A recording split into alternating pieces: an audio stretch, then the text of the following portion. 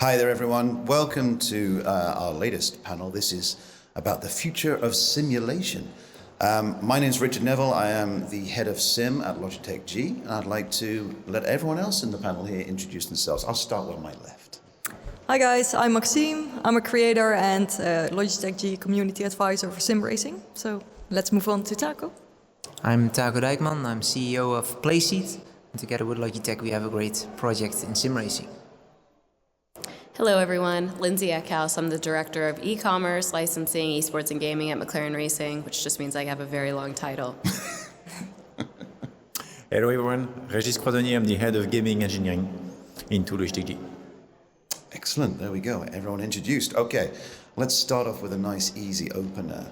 Why is simulation important to you? And I'm going to go with Lindsey first. Excellent question. So simulation is critical to McLaren Racing. I mentioned this a little bit earlier, but our F1 drivers actually don't practice on the track, right? So they're unable to really get to track outside of a couple times a year, which is dictated by the governing body of Formula One. So all of their preparation is done in a sim, and it's a very high level, hugely powerful sim where you can create all sorts of different feelings that you get on track. So all of our race strategy, everything is really developed from that sim at our headquarters back in Woking. So it's incredibly critical to how we perform and staying at the front of the grid as much as possible.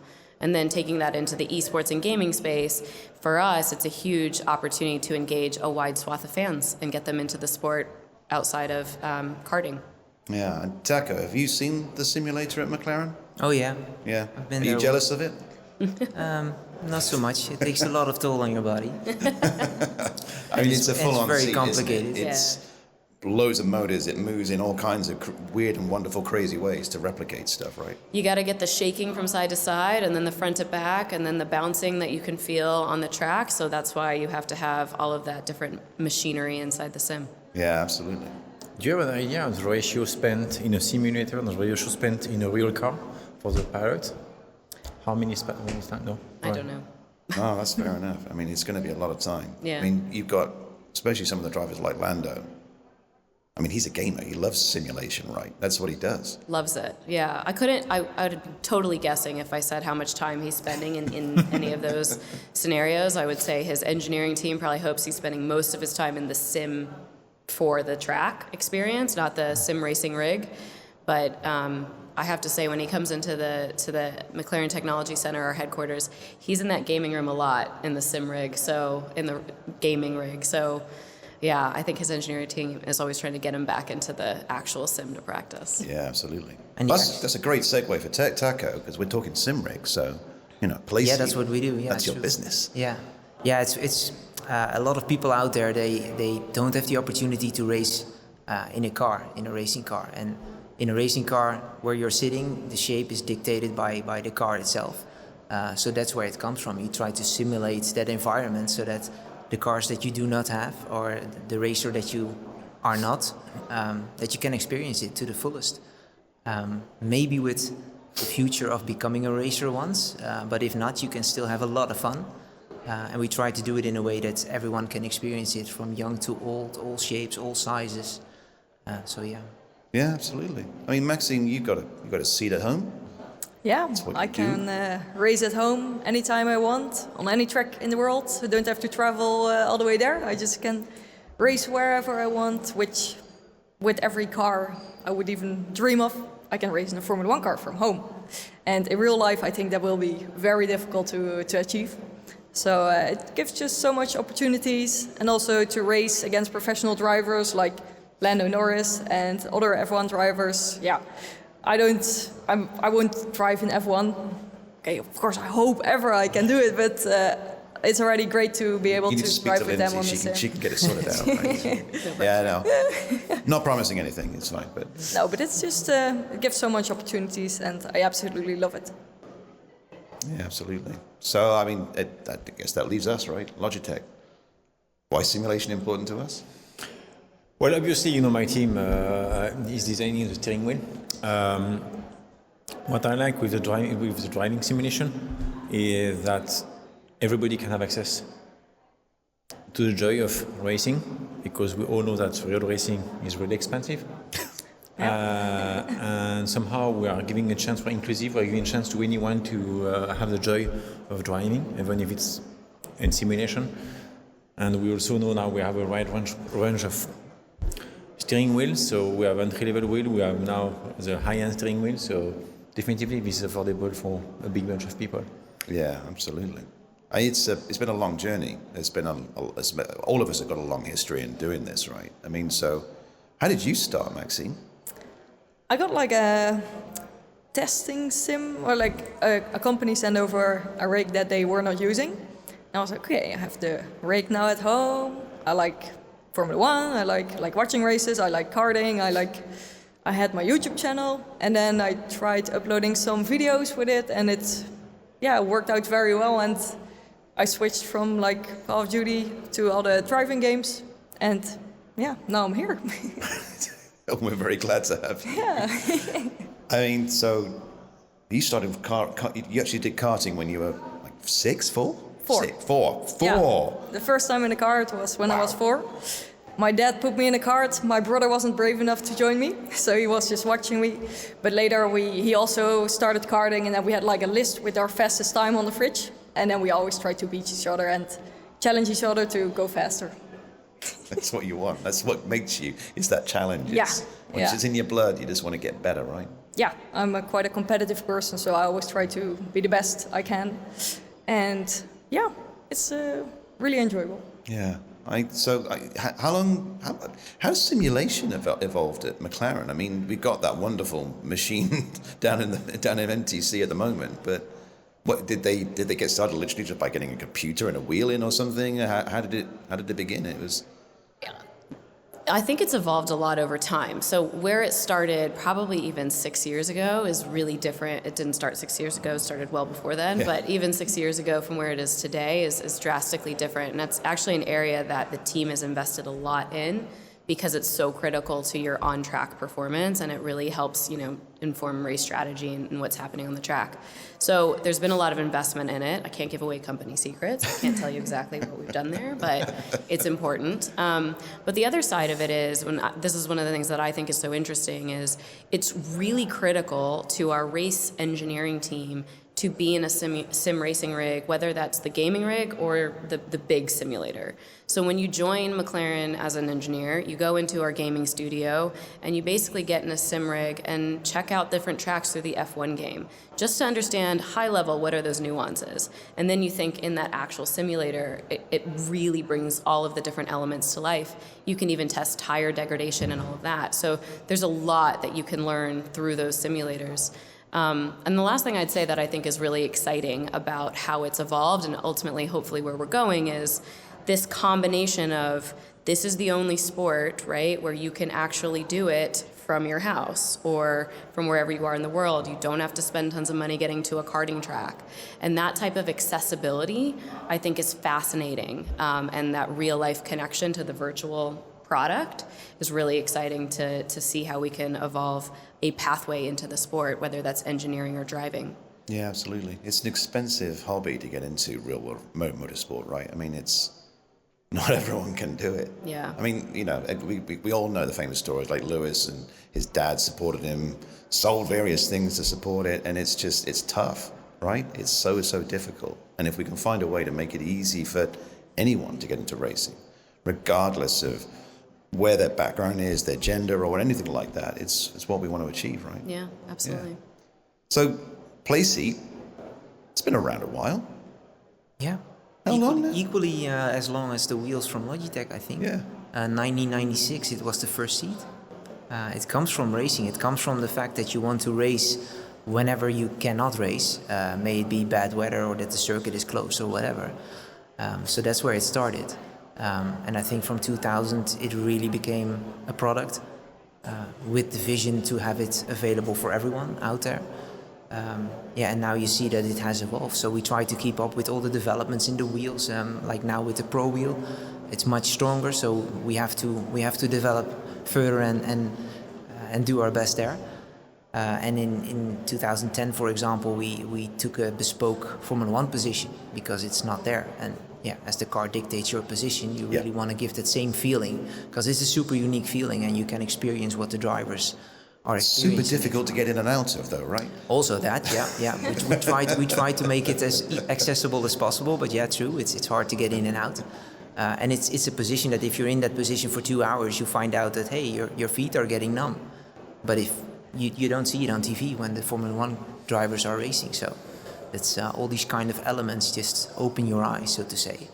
And there's a big pathway for starting a race, to your point, starting to become a racer, that is much more accessible to buy a simulator with some very good equipment, because it's a one-time investment, and then you can race and do it online or from your house or in an event, instead of having a kart that costs a lot of money and you have the tires that are worn out at one point, the engine that gets damaged. So you can maybe build up some credibility and say, hey, I'm very good at sim racing, so maybe then you have your first step into real racing. Yeah, well. absolutely. So we've developed quite a lot over the years. I mean, I remember one of the wheels used, wasn't a wire system, wasn't it, I believe, at one point? We've tried various different ways of developing the force feedback in the wheels. I mean, any more details on that, Regis? I mean, to come back to force feedback is one element, right? Yeah. When you are driving, you feel your car, but I think really the mission we would like to push is to give more realism. I think, to come back to what Tako was telling, how much we improve the realism when you are sim racing, right? And giving the feeling that you are in your real car. This is definitively where now we have to invest our energy, and we have to put all our brain together to identify the key way to do it. Yes, the seat, for sure. If you can change, the position of your seat, depending on the car you choose in a game. If you can change the sensation of your pedal, depending on the car you are choosing, definitely this is the next step. So I'm looking forward now to really have a deep dive. So what you're saying is we're not there yet? No, we're not there. But what we got's awesome. For sure, we did fantastic improvement with TrueForce. We are bringing the realism at a level that we have never been, but we still have a long run in front of us to go even higher in terms of. We've got some more ideas. Absolutely. So Maxime, we didn't touch on, because you said obviously you built your career as an influencer with F1, but you're trying to turn that more into the real world now, right? Yeah, so I learned how to drive, of course, with karting a bit, but I just went to rental karts, so I didn't have my own kart. But I always had the sim. So I would go to the karting track sometimes, but then drive back at home, just learn the racing lines and stuff, braking points, and get better in racing, and then apply that again on the karting track again.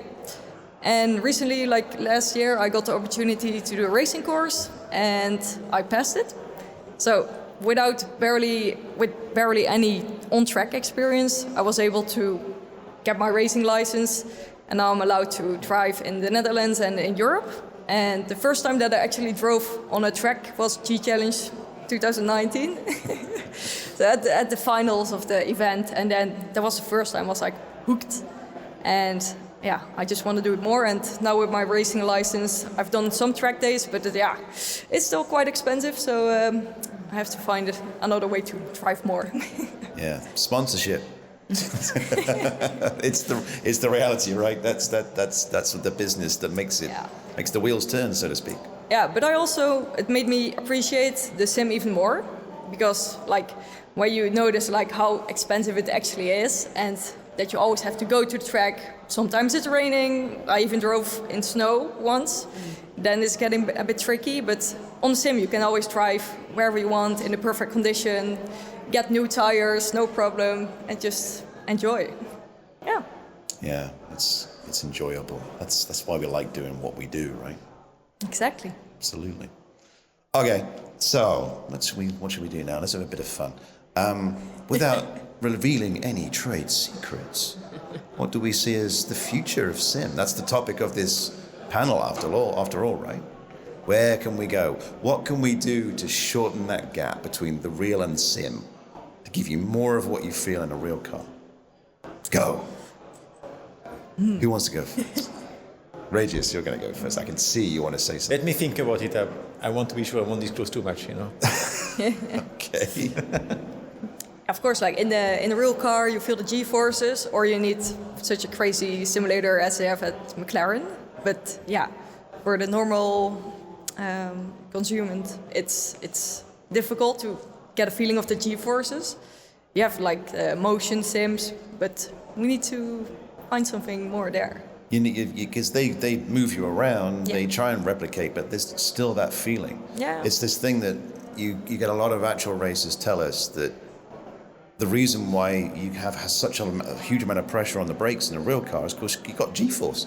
Yeah. You're actually helping. When you brake, you're pushing on the pedal, right? So yeah, how can we do that, Regis? How can we generate G-force at home If I knew, we would have it already. with magnets? It's part of the development.